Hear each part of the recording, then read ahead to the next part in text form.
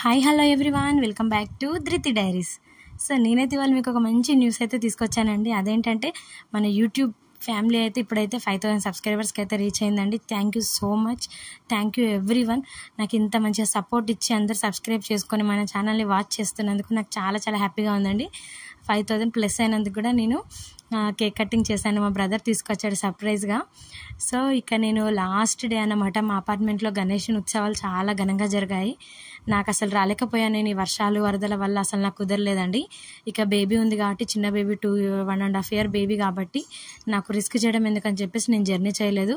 కానీ ఆ భగవంతుడు, ఆ గణేశుడు నన్ను అయితే రప్పించుకున్నాడండి లాస్ట్ మూమెంట్లో. ఇక లాస్ట్ డే రోజు 9th డే రోజు అంటే 8th డే రోజు నేను మా హస్బెండ్ అయితే పూజలో కూర్చున్నామండి. ఈవినింగ్ అయితే మనమైతే ఇంత మంచిగా వినాయక చవితి రోజు మొదలు పెడితే 11 రోజులు 9 రోజులు ఘనంగా జరుపుకుంటాం కదండి. కానీ అందరికీ బాధ కలిగించే విషయం ఏంటంటే చివరి రోజున మనం వినాయకుడిని నిమజ్జనం చేస్తాం కదా. అయితే ఈ 10 రోజుల పాటు మనం పూజలు చేసి ఆ వినాయక విగ్రహానికి 11వ రోజున మేళ తాళాలతో అలాగే జల నిమజ్జనం చేస్తాం కదండి. దాని వెనుక కూడా ఒక రహస్యం దాగుందనమాట. ఆ విషయం చాలా మందికి తెలీదు. అదేంటంటే పంచభౌతికమైన ప్రతి ఒక్క పదార్థం అంటే పంచభూతాలలో ప్రతి ఒక్కటి అనమాట. భూమి, నీరు, గాలి, నిప్పు, ఆకాశం ఉంటాయి కదండి. అందులో నుంచి జనించిన మన భూమి మీద ఉండే ప్రతి ఒక్క వస్తువు కూడా ఎప్పటికైనా అది శాశ్వతం అవ్వాల్సిందే. అందుకని మన వినాయకుడిని కూడా మనము ఎంత అంగరంగ వైభవంగా జరిగినప్పటికీ వినాయకుడిని మాత్రం మనము నీళ్ళల్లో నిమజ్జనం చేయడం జరుగుతుందండి. మనం ఎంత అంగరంగ వైభవంగా చేసినప్పటికీ దానిలో కూడా మనకు ఒక నీతి కనిపిస్తుందండి. ఎంతటి గొప్ప వాళ్ళైనా, ఎంతటి ఆస్తిపరులైనా లాస్ట్కి మాత్రం మట్టిలో కలిసిపోవాల్సిందనే ఉద్దేశంతోనైతే మనకి వినాయక చవితి అయితే ఒకటి మనకి నీతి వాక్యంగా అయితే చెప్తుందండి. అంతేకాకుండా ఇంకా చాలా దాని వెనుక రహస్యాలు కూడా దాగి ఉన్నాయండి, మీకు తెలియని విషయాలు. అవేంటంటే మనకి వినాయక చవితి నాటికంటే సెప్టెంబర్ వరకు జోరుగా మనకి వానలు కురుస్తాయి కదండి. వాగులు, వంకలు, నదులు, మన చెరువులన్నీ పొంగి బొర్లుతూ ఉంటాయి కదా. దానివల్ల మనకి వరదలు వచ్చేసే అవకాశం ఉంటుంది కాబట్టి దాన్ని ఆపడానికి మనం ఏం చేయాలంటే అందులో ఉండే మనము మట్టిని తీయడం వల్ల, నదులలో మన చెరువులలో ఉండే మట్టిని తీయడం వల్ల అదొక పూడికలాగా అయిపోతుంది అనమాట.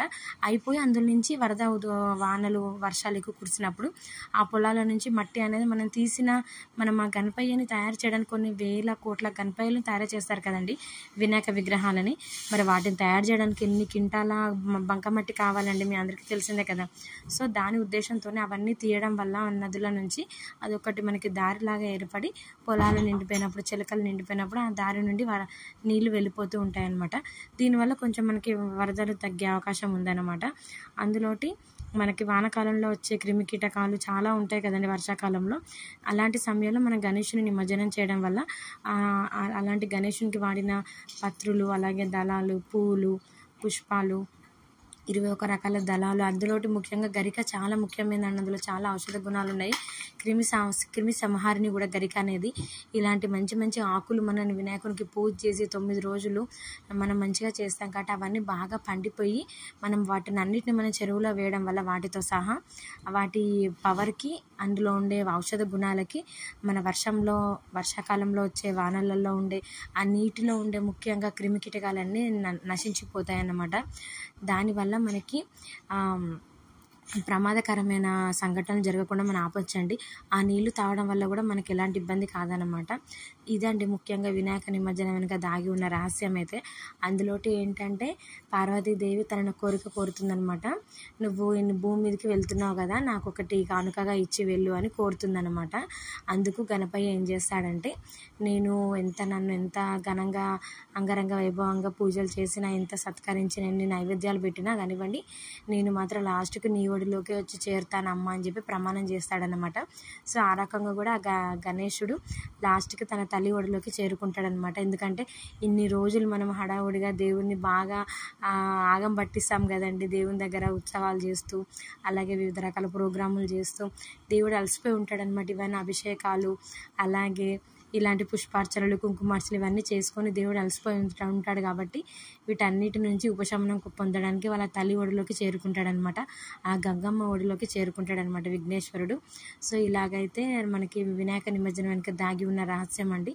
ఖచ్చితంగా వినాయకుడిని ఎవరైతే ప్రతిష్ట చేసుకున్నారో ఇంట్లో కానివ్వండి, వీధుల్లో కానివ్వండి, కంపల్సరిగా వినాయకునితో పాటు ఉన్న ఆ పత్రి, గరిక, అలాగే ఆకులు, పండ్లు ఇవన్నీ మనము వినాయకునితో పాటు ఆ నీళ్ళలో వేయడం వల్ల నిమజ్జనం చేయడం వల్ల ఏమవుతుందంటే ఆ నీళ్ళల్లో ఉండే క్రిమి కీటకాలని నశించిపోయి మనకి స్వచ్ఛమైన నీరు అనేది తయారవుతుందన్నమాట. అందులో విఘ్నేశ్వరుడికి మనము తయారు చేసే మట్టిలో కూడా ఔషధ గుణాలు ఉంటాయి కాబట్టి ఆ మట్టి కూడా మళ్ళీ కలిసిపోతుందండి అందులో. సో ఈ రకంగా మనకైతే దీని వెనుక దాగి ఉన్న రహస్యం అండి. ఇలా ఈ విధంగా మనమైతే వినాయకుడిని అయితే నిమజ్జనం చేస్తాం ఖచ్చితంగా. సో ఇదండి ఈ 9 రోజులు, ఈ 11 రోజుల ఉత్సవాలలో మేము జరుపుకున్న విషయాలన్నమాట. నేనైతే మొదటి నుంచి వినాయక చవితికి సంబంధించి 4-5 వీడియోలు అయితే మన ఛానల్ అప్లోడ్ చేశానండి.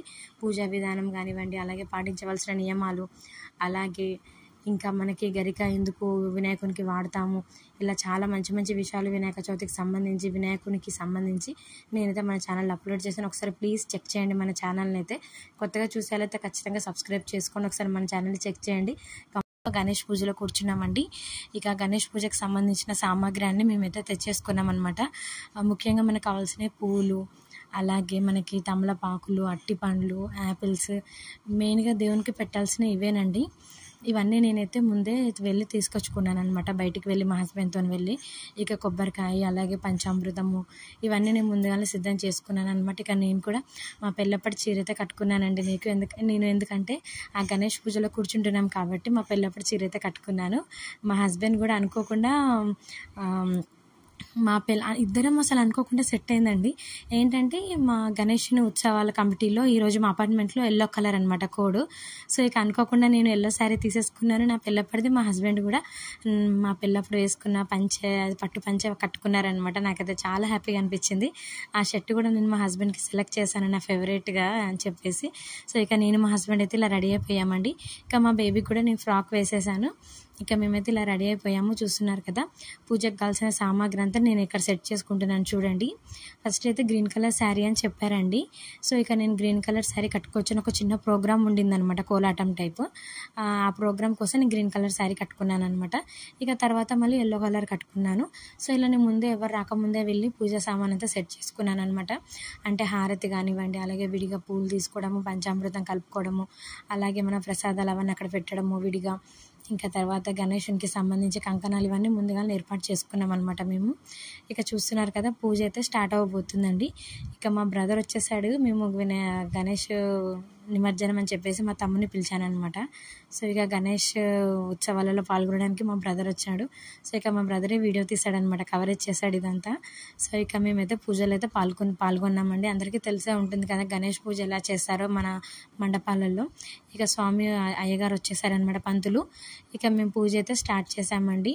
ముందుగా ఆచమనము, తర్వాత నామాలు, కేశవ స్వాహ, నారాయణ స్వాహ, ఇలా అన్నీ అయితే చదివేసుకున్నామండి. ఇక మా పాప కూడా కోలాటం ఆడేసింది వాళ్ళ ఫ్రెండ్స్తోని. ఇక అదే కోలాటంతో వచ్చి కూర్చుందనమాట మా దగ్గర. చూస్తున్నారు కదా ఇలా మేమైతే పూజలంతా పాల్గొన్నామండి. ఈ సంవత్సరం అయితే ఎవరైతే గణేషుని ఇంటికి తీసుకొచ్చుకొని నిత్యం దీపారాధన చేసి గణేష్ ఉత్సవాలలో ఎవరైతే పాల్గొన్న వాళ్ళు, లేని వాళ్ళకు కూడా ఆ గణేషుని ఆశీస్సులు ఎప్పటికీ ఉండాలని నేనైతే కోరుకుంటున్నానండి. నాకైతే ఈరోజు అయితే చాలా హ్యాపీగా ఉంది. ఎందుకంటే అనుకోకుండా 5000 సబ్స్క్రైబర్స్కి రీచ్ అయిపోయి ఇప్పుడు 5.2, 5.3 ఉందన్నమాట. 5300 సబ్స్క్రైబర్స్ ఉన్నారు. మనకి వాచ్ అవర్స్ కూడా బాగానే వస్తుందండి. సో అనుకోకుండా దేవుడు ఆశీస్సులు నాకు అందినట్టుగా అనిపించాయి అన్నమాట. ఇంకా నేను డెవలప్ అవ్వాలని చెప్పేసి. సో అందుకే కావచ్చు ఇలా మేము పూజలో కూర్చోవడం జరిగింది, నేను, మా పాప, మా హస్బెండ్. ఇక అందరం అయితే పాల్గొన్నామండి పూజలో. పూజ మాత్రం ప్రారంభించేసాము, అన్నీ చదివేసుకున్నాము. అయ్యగారు కూడా మంచిగా చేపించాడు మాతను పూజ. పూలతోని, తర్వాత అక్షంతలతోని, పసుపు, కుంకుమ, కలశము ఇవన్నీ పెట్టేసుకొని అయితే మేమైతే చాలా చక్కగా అయితే పూజ అయితే నిర్వహించేసామండి. చాలా చాలా హ్యాపీ అనిపించింది నాకైతే. ఇలా అక్షంతలు వదలడం కానివ్వండి, అయ్యగారు అయితే చాలా బాగా చేయించారు. ఇక కొంచెం పాప అక్కడ ఉడకపోస్తుంది కదండి, పాప కొంచెం సతాయిస్తుందని చెప్పేసి బయటికి అయితే ఇచ్చేసాను. సో ఇక కారిడార్లో పిల్లలతో ఆడుకుంటుంది మా పాప, మా తమ్ముడు ఎత్తుకున్నాడు. సో ఇక ఈరోజు స్పెషల్ ఏంటంటే నేను మా హస్బెండ్ కలిసి ఈరోజు అన్నదానం కార్యక్రమంలో ఒక చిన్నగా ఒకటి షేర్ చేసుకున్నమాట, టిఫిన్స్ కార్యక్రమము. మనకి రేపు మహా అన్నదాన కార్యక్రమం ఉంటుంది మా అపార్ట్మెంట్లో లాస్ట్ రోజు. సో ముందు రోజు మేము టిఫిన్స్ అందరికీ పెట్టించామన్నమాట. ఒక 70-80 మందికి టిఫిన్స్ అయితే పెట్టించామండి. చాలా హ్యాపీగా అనిపించింది నాకైతే.